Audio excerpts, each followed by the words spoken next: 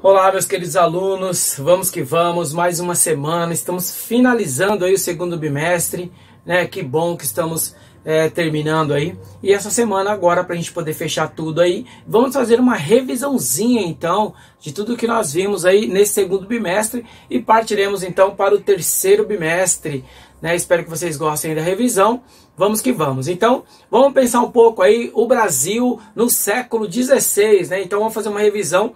O Brasil, o europeu ali acaba tendo suas mudanças, né? Agora surgem os reinos muito fortes, os reinos medievais ali na Europa. Esses agora, senhores feudais se tornam reis absolutistas, e esses caras começam a praticar o absolutismo, né? E a prática do mercantilismo, que é a ideia do comércio. Então fortalece ali o comércio, como nós já vimos um pouco lá atrás, né? Então com o absolutismo, com o mercantilismo, agora eles querem sair para as novas terras e conquistar novas terras. E a partir daí então usufruir da matéria-prima de outros povos. E aí vem então o que nós chamamos de colônia de exploração. Então eles têm uma ideia de dar a volta primeiro ali pela África, para chegar então nas Índias para comprar especiarias. Falamos um pouco sobre isso. Começa a fazer comércio então nessa região da própria África, e depois então, segundo eles, aí erram a rota, né, que já discutimos isso, e vem então parar na América, que já tinha sido descoberto por Américo Vespúcio, que ninguém acreditava. Ele morreu como um doido, um louco, mas aí veio então Cristóvão Colombo e acabou então fortalecendo a ideia dessas novas terras. E agora então Portugal e Espanha acaba fazendo um trato aí, vem para essas regiões. E agora com o descobrimento se fortalece aí, e eles, a primeira coisa é dividir. Então divide o Tratado de Tordesilhas, e aí Portugal fica apenas só com o litoral. Não havia interesse no início, porque não encontrava metalismo, então não havia interesse. Já vimos um pouco sobre isso. Depois então, só a partir de 1532 começa a colonização mesmo, começa a exploração do pau-brasil, que nós já vimos isso. Com o fim do pau-brasil, a escassez, que os caras vão arrebentar explorando e vão escravizar os indígenas. Para isso, terão muito atrito com os indígenas, por esse motivo, porque eles não tinham esse hábito do trabalho escravo, nem o trabalho forçado, né? Então, muitos indígenas vão se matar ou vão guerrear, vão morrer ali sem ser escravizados. Também acabam sendo protegidos pelos jesuítas, que vinham nessas caravelas, nessas navegações, para conquistar novos membros para a igreja. Afinal, o protestantismo já tinha acontecido na Europa, que nós vimos isso ano passado, e a igreja católica tinha sido expulsa de várias regiões, então precisava de novos membros, aí, novos fiéis. Então os jesuítas também vão ter essa característica importante aí nas grandes navegações para a igreja. E aí então começa a ficar escasso. Falamos então das capitanias hereditárias, depois das capitanias do governo geral, Tomé de Souza, Duarte da Costa, né, e Mendes Sá.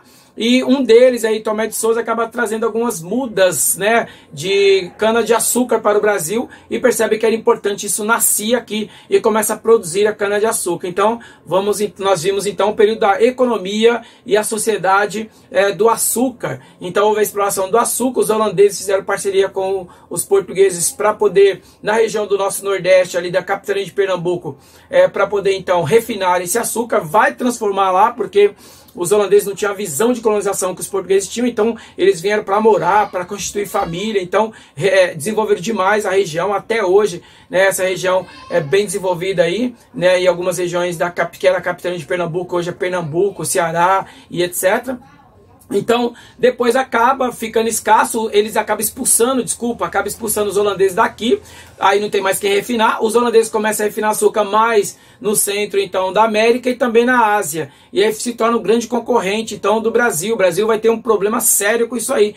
E aí nesse período surge então uma ideia do governo português de adentrar mais o território, né? Então queria expandir mais o território. Aquele tratado de Tordesilhas já não servia tanto, eles queriam todo o resto. E também a Espanha não explorava toda essa terra que ficou aqui dispersa aí. Então agora também vem as entradas. As entradas então são os bandeirantes. E havia dois tipos de entradas. As entradas então privadas, né, pelo próprio Estado, e aqueles aventureiros que o Estado também financiava para adentrar. Surge os bandeirantes, surge a exploração do ouro. Vão encontrar ouro na região das Minas Gerais, Diamantina, que é o diamante brasileiro, e acaba tendo uma exploração. Vai tirar mais de 8 toneladas de ouro por ano, é muito ouro. E aí então a coroa portuguesa vai tentar amenizar também uns impostos, né, porque queriam parte desse dinheiro. Então os portugueses criarão então a casa de fundição para poder explorar todo esse ouro, toda essa riqueza agora que está tendo aqui na colônia portuguesa, né? Lembrando também que é importante lembrar que muitos desses senhores do engenho também vão sair das suas fazendas para vir explorar o ouro e trazer seus escravos também. Alguns achavam que vindo trabalhar na mineração seria mais leve do que trabalhar nas plantações de cana-de-açúcar, na casa de purgar e etc. Mas será um trabalho terrível também. Ficarão quase 6 horas por dia dentro da água, muitas doenças, muitas mortes. Alguns negros escravos vieram com a promessa também de carta de alforria, se caso encontrasse ouro. Isso nunca ocorreu, essa promessa nunca foi cumprida, então vai ter diversos pontos importantes aí e de conflitos dentro dessa cobrança de impostos e também dentro desse movimento aí da coroa portuguesa com o ouro brasileiro, né? E aí alguns impostos eu coloquei para vocês: o quinto, que era 20% de toda a produção de ouro, né, no mês. A derrama, a colônia deveria arrecadar uma cota de aproximadamente 1.500 quilos, né, de ouro aí por ano para a coroa portuguesa. E a captação, que era o imposto pago sobre o cabeça, ou seja, para cada escravo que trabalhava ali dentro da exploração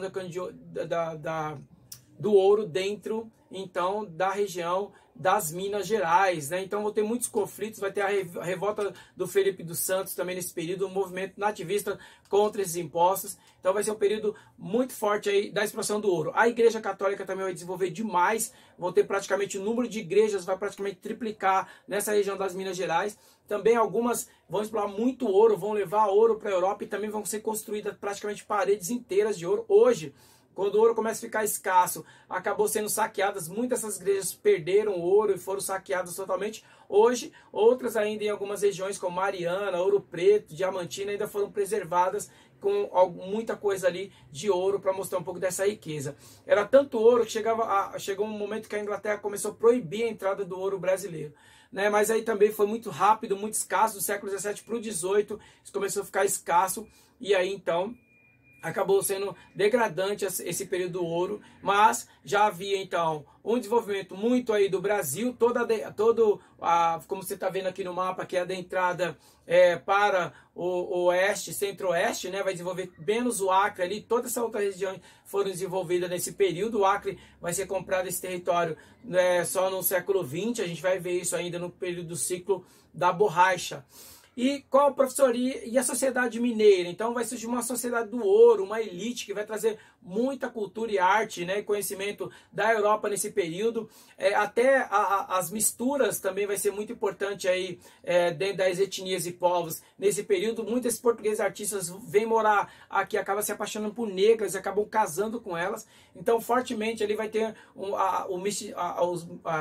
as misturas, né, desses povos, etnias aí, e dentre esses caras também o mulato, né? Então o mulato é a mistura do branco com o negro, que hoje é um termo reconhecido historicamente como um termo racista, mas muitos então desses caras vão nascer, e o que eles vão ser? Não é branco o suficiente para ser livre, não é negro o suficiente para ser escravo. Na região das Minas Gerais, muitos deles serão artistas, como por exemplo, dentro do barroco e do rococó, dois estilos artísticos que vêm para o Brasil na literatura, na escultura, na pintura, e que a Igreja Católica vai explorar bastante, investindo nesses artistas aí, pintando, esculpindo em suas igrejas. Dentre eles um mestiço, um mulato, né, que é então Aleijadinho, que acabou construindo diversas esculturas maravilhosas e pinturas aí nesse período, e ficou muito conhecido na região das Minas Gerais, criando até um próprio estilo. Hoje é muito discutido um barroco mineiro e um rococó mineiro, de tanto que se destacou dos dois estilos europeus, ficou bem diferente do que era na Europa. Então a sociedade do ouro desenvolve demais, vão ter outros conflitos, outras revoltas nativistas, que eu passei para vocês uma tabelinha ali mostrando essas revoltas para vocês, e fechando aí então um pouco sobre esse período. Então, finalizando essa questão, nós entramos então, vimos um pouco sobre o período de Dom João VI no Brasil e a independência das 13 colônias, né? Então, os Estados Unidos também vêm nesse período aí pedindo sua independência. Então, eram 13 colônias e acabaram então lutando aí para ser independente da Inglaterra, né? Teve vários conflitos. Eu também dei uma explicada para vocês aí entender para o vestibular a diferença de colônia de exploração para colônia de povoamento, né? Então, a nossa região aqui é colônia de exploração, mas lá na região das 13 colônias, muitas pessoas estavam saindo para morar lá. Tanto que Nova York, Nova Jersey, Nova Orleans, é porque esses estados, ou no caso lá eram vilas ou cidades, na Inglaterra já existiam, Orleans, York, né? Então a ideia era constituir algo novo, então por isso que era colônia de povoamento nessa região. Vai se formar então 13 colônias, né? E eu coloquei para vocês um pouco das diferenças entre a colônia do norte, a colônia do centro e a colônia do sul. Então o centro e o norte tinham outras características, já queriam industrializar. Todos eles vão vir com o protestantismo calvinista e vão formar novas concepções do protestantismo. Muitas universidades vão surgir nesse período também. O analfabetismo desses imigrantes, é bom colocar isso, vão desaparecer muito rápido, né?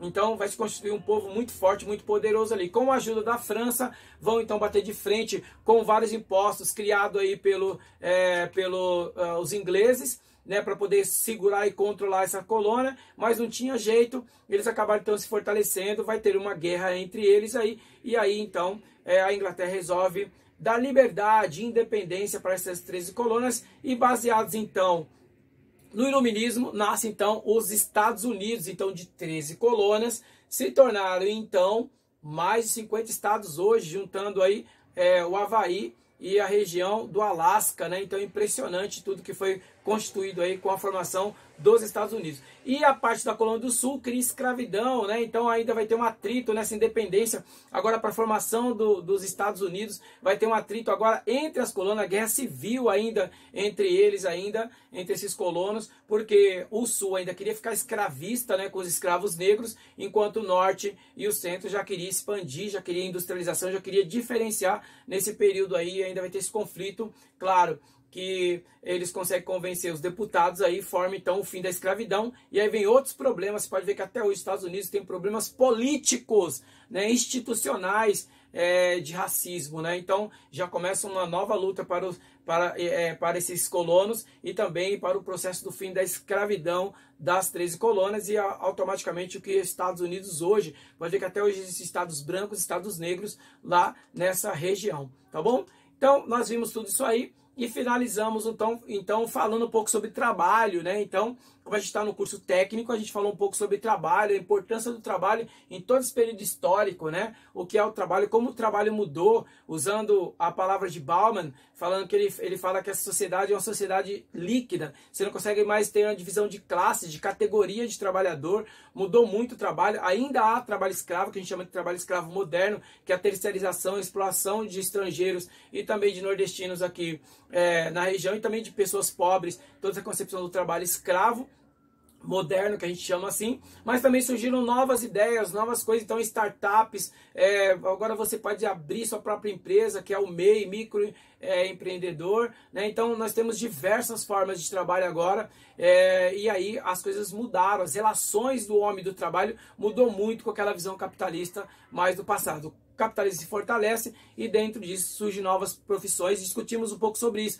Será que ainda como nossos avós, como nossos pais, pretendemos morrer na mesma profissão, ou mudar de profissão, mudar de áreas hoje é muito mais comum? É muito mais comum, então as coisas mudaram muito e tem mudado, como o e-commerce hoje, nessa quarentena, é o que mais vende, é o que mais está dando lucro aí nesse mundo louco que nós estamos vivendo agora na quarentena. Então fechamos aí o bimestre falando um pouco sobre a relação e a história do trabalho, né? Nossa relação com o trabalho. Beleza? Muito obrigado, pessoal, por esse tempo. Vocês ficaram firmes aí nessa quarentena. Eu costumo dizer que todo mundo tem sua história. A nossa história não é uma história de guerras, de violência, de chacinas gigantescas, como aconteceu em muitos outros países, como pragas, pestes, etc. Mas nós temos os nossos conflitos, nós temos aí essa quarentena. Nunca tínhamos passado por tanta dificuldade como nós temos isso, no caso, o Brasil todo e agora mundial. A educação também foi afetada, nós também fomos afetados, tivemos que nos reinventar, estamos nos reinventando aí.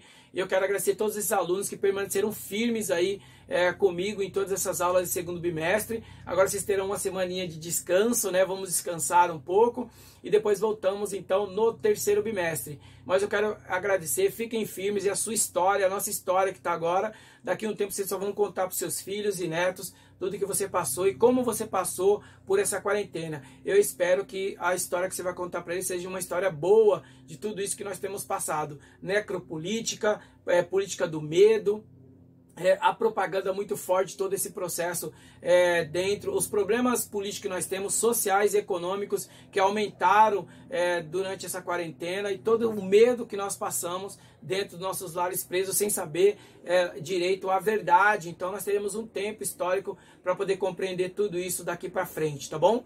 Vamos juntos no terceiro bimestre, fiquem firmes. Quero ver todos vocês que têm me acompanhado e têm junto comigo assistido às aulas, discutido lá nas nossas aulas da reunião do Times, que tem sido muito produtiva. Muito feliz por vocês, palmas para todos vocês, fiquem firmes e até então o terceiro bimestre. Bons ventos, fiquem com Deus e até mais.